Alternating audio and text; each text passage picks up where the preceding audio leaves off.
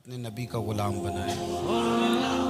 آؤ میں تمہیں مسلم شریف پڑھ کے سناتا ہوں، اور راوی بھی وہ بندہ جو ہر وقت حضور کے قریب رہتے تھے، حضرت انس بن مالک رضی اللہ تعالی۔ آپ فرماتے ہیں مجھے وہ دن بھولتا ہی نہیں، میں بھلا سکتا ہی نہیں جس دن میرے نبی پاک مکے سے ہجرت کر کے مدینہ طیبہ تشریف لائے۔ حضور اس دن کیا ہوا تھا؟ تو حضرت انس بن مالک فرماتے ہیں ساری بیبیاں چھتوں پہ چڑھ گئیں، ساری عورتیں اپنے اپنے کام میں مصروف ہوتی ہیں، کوئی کسی وجہ سے چھت پہ چڑھ جائے تو چڑھ جائے، ساری کٹھی تب بھی چڑھتی ہیں جب گلی میں کچھ اور ہو، جب کوئی انوکھی بات۔ ساری بیبیاں چھتوں پہ چڑھ گئیں، بچے درختوں کے ساتھ چمٹ گئے، اور فرماتے ہیں کہ 70 کے قریب لوگ حضور کی سواری کے آگے تھے اور باقی سینکڑوں کی تعداد سے سواری کے پیچھے تھے، اور فرماتے ہیں یہ الگ منظر تھا۔ اور یہ مسلم شریف میں نعرہ موجود ہے، مسلم شریف میں، یہ صحیح مسلم میں موجود ہے کہ جب حضور مدینے آ رہے تھے تو مدینے والے نعرہ لگاتے تھے یا محمدہ یا رسول اللہ، اور چلتے ہوئے لگا رہے تھے یا محمدہ یا رسول اللہ کا وہ نعرہ لگا رہے تھے۔ اور پھر حضرت انس بن مالک فرماتے ہیں یہ دو منظر یہ تھے، ایک تیسرا منظر بھی تھا۔ مدینہ شریف کے اندر کچھ قبیلے تھے، آج بھی ایسا ہونا نہیں چاہیے، یہ اسلام نہ صرف اس کو ناپسند کرتا ہے بلکہ اس کی تردید کرتا ہے۔ چھوٹی برادری بڑی برادری آج بھی تقسیم ہے، نہیں ہونی چاہیے۔ عرب کے اندر بھی تقسیم تھی، کچھ قبیلوں کو چھوٹا جانتے تھے، کچھ کو بڑا جانتے تھے۔ ایک قبیلہ تھا بڑا قبیلہ، بنو نجار کا، چودھریوں کا قبیلہ، سیٹھوں نوابوں کا قبیلہ، بڑے لوگوں کا قبیلہ۔ اس قبیلے کی بیٹیاں ایک کونے میں دف لے کے بیٹھ گئی۔ نبی پاک صلی اللہ تعالی علیہ وآلہ وسلم کے غلاموں بات کو سمجھے۔ ایک منظر یہ کہ عورتیں چھتوں پہ، آج ہم منع کریں گے کیونکہ یہ پردے کی آیتیں نازل ہونے سے پہلے کی بات ہے، اب آیتیں آ گئیں، اب ہم یہ اجازت نہیں دیتے۔ عورتیں چھتوں پہ چڑھ گئیں، مرد گلیوں میں نعرے لگانے لگے، اور بنو نجار قبیلے کی بیٹیاں، چھوٹی بچیاں وہ ایک کونے میں دف لے کے بیٹھ گئیں اور وہ پڑھنے لگیں طلع البدر علیہ۔ اب تو میلاد غریبوں میں رہ گیا ہے، ہمارے یہاں فیشن ہو گیا ہے، جب حالات خراب ہوتے ہیں تو لوگ برکت کے لیے میلاد کراتے ہیں، اور جب امیر ہو جاتے ہیں پھر انہیں میلاد کے جائز ہونے کی دلیل ہی کوئی نہیں ملتی، پھر یہ فیشن ہے۔ بندہ تھوڑا سا پڑھ جائے نا دو چار چیزیں تو ہر چیز کو غلط کہنا اس کی طبیعت ہوتی، پھر یہ فیشن ہے کہ میری سوسائٹی نہیں ہو گئی، کتابیں نہیں ہو گئی، فرنیچر نیا ہو گیا، دوست نئے ہو گئے تو مذہب وہی پرانا۔ اوئے ہوئے کوئی ترقی کرنی چاہیے، اور وہ ترقی کرتے ہیں بیچارے، اور جن کی پیچھے 10 نسلیں اور 50 نسلیں میلاد مناتی آ رہی کہ اتنی دلیل کوئی نہیں ملی، سبحان اللہ۔ جن کی دادی وضو کر کے کھیر پکاتی تھی 11ویں کی، جب امیر ہو جاتے ہیں تو انہیں 11ویں پکانے کی دلیل ہی نہیں ملتی۔ اب آپ امیر ہو گئے میرے بھائی، آپ کا فیشن ہے، یہ طبیعت کا حصہ ہے۔ آپ چاہتے ہیں کہ میں وہ کام کروں جو درویش لوگ، سادے لوگ نہیں کرتے۔ تم اپنے معاملات کو بچانے کے لیے نعرے لگاؤ تو تمہارے پاس ساری دلیلیں ہیں، لیکن یہ تمہارا نصیبہ ہے کہ تم جھوٹوں کے نعرے لگاتے ہو، لیکن یہ غریبوں کا نصیبہ ہے کہ میلاد والے رسول کا نعرہ لگا۔ یہ غریب کا حصہ ہے۔ لیکن وہ بنو نجار کی بچیاں غریب نہیں، امیر گھرانے سے تھیں۔ انہوں نے جو بات کی اس کو حفیظ جلندری نے لکھا۔ مرحوم کہنے لگے کہ وہ ننھی بچیاں، چھوٹی بچیاں تھیں، کہتے وہ ننھی بچیاں وہاں بیٹھ کر دف بجاتی تھیں اور رسول پاک کی جانب اشارے کر کے گاتی تھیں، اور لوگوں سے کہتی تھیں کہ یہ کوئی ہمارا پیشہ نہیں دف بجانا، ہم تو چودھریوں کی بیٹیاں ہیں، ہم تو بڑے خاندان سے ہیں۔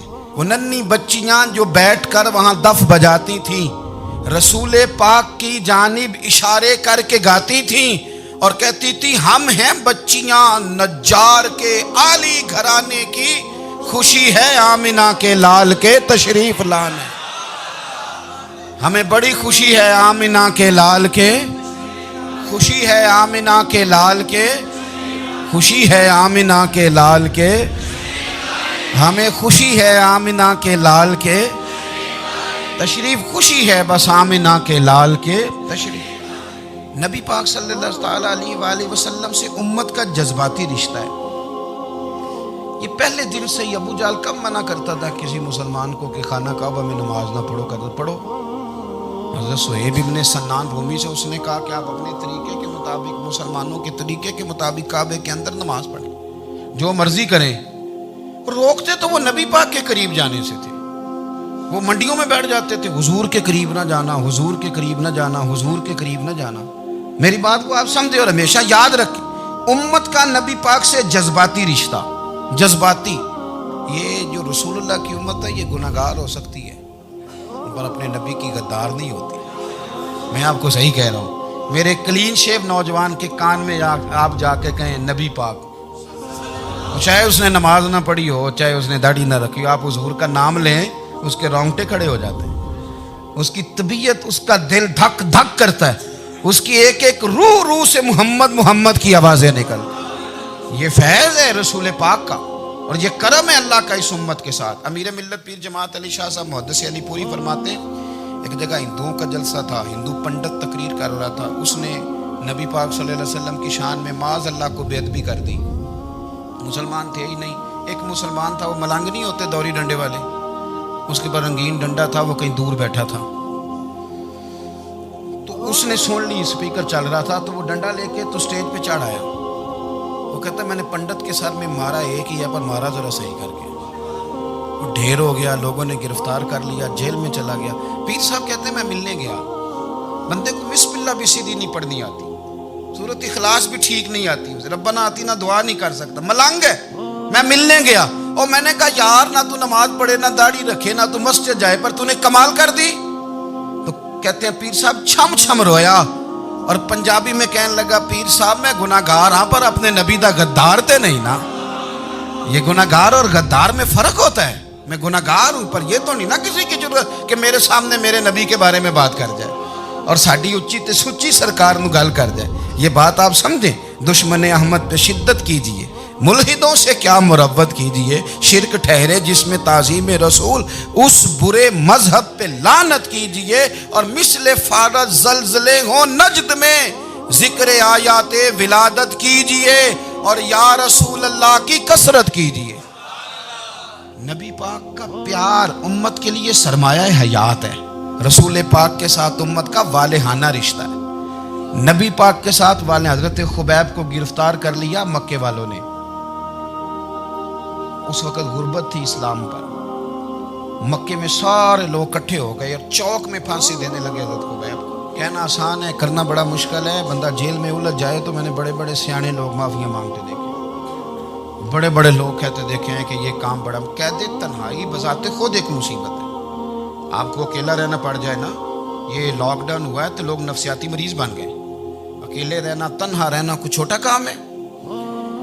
حضرت خبیب اکیلے اور مکے کا دور اور چاروں جانب کافر، اور چوک میں جب پھانسی پہ لٹکایا جانے لگا تو ابو سفیان بولے اور بول کے کہنے لگے یار بندہ کوئی کام کر کے بڑا پچھتاتا بھی ہے کہ یار نتیجہ کیا نکلا، تو معاذ اللہ آپ کا بھی نتیجہ تو پھانسی ہے، تو آپ کا کیا خیال ہے؟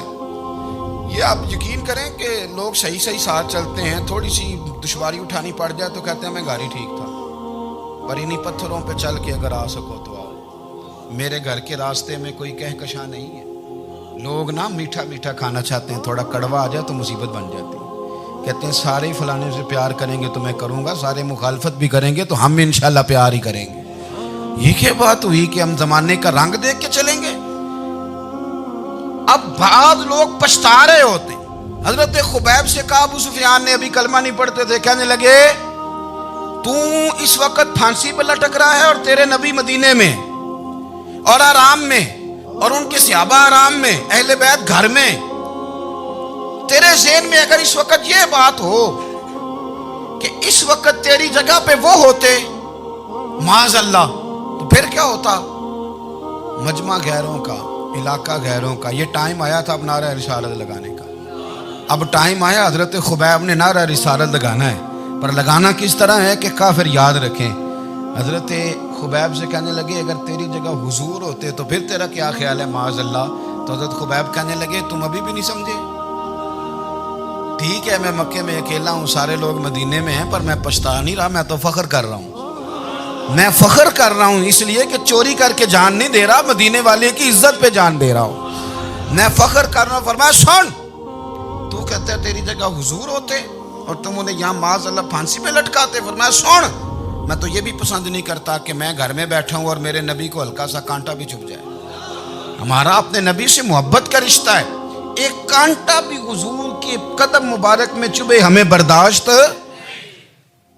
مجمع ان کا تھا, نعرے لگ رہے تھے, ہم نے مسلمان پکڑ لیا, لیکن حضرت خبیب نے اکیلے, اللہ کرے آپ کو میری بات کی سمجھ آئے, اللہ کرے آپ کو سمجھ آئے, اکیلے جب پھانسی کے تختے کے قریب نعرہ لگایا نا کہ میں تو کانٹا بھی نہیں چبھنے دوں گا اپنے نبی کو, اب سارے ہار گئے. اب اس ایک جملے نے نا ان کو شکست خوردہ کر دی. اب بول کچھ نہیں سکتے تھے, گردنیں جھک گئیں. اور جب سناٹا چھایا تو ابو سفیان ساتھ والے سے کہنے لگا باقی ساری باتیں اپنی جگہ پر ہیں, پر اصحاب محمد سے پیار تو بڑا ہی کرتے ہیں نا. اور وہ کچا رنگ للاری والا جیڑا چڑھ دا تے لیندا رہندا, اے عشق تیرے دا رنگ محمد چڑھ جائے پھر نہیں